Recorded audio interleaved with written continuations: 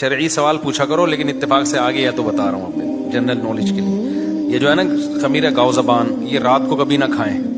یہ ہمیشہ صبح ناشتے کے بعد آدھا چمچہ یا 1 چمچہ جو بھی اس پہ ڈبے پہ لکھا ہو نا اس سے کھا لیے. اس سے دماغ کی کیا ہوتی ہے، یہ بہت یعنی آرگینک چیز ہے دماغی طاقت کے لیے. یہ جوارش ہے زرعونی اور جوارش کمونی. جوارش کمونی ہے نا یہ زیرے سے بنتی ہے، تو یہ پیٹ کے لیے بہت اچھی ہے. جن کو پیٹ میں گیس ویس نہیں ہوتی تو یہ کھانے کے بیچ میں بھی آدھا چمچہ لے سکتے ہو، کھانے کے بعد بھی لے سکتے ہو. اور جوارش زرعونی بھی پیٹ ہی کے لیے بہت اچھی. دونوں ملا کے دونوں کو مکس کر دو اور آدھا چمچہ کھا لیا کرو کھانے کے بیچ میں. یہ کھانے کے بعد بھی کھا سکتے ہو.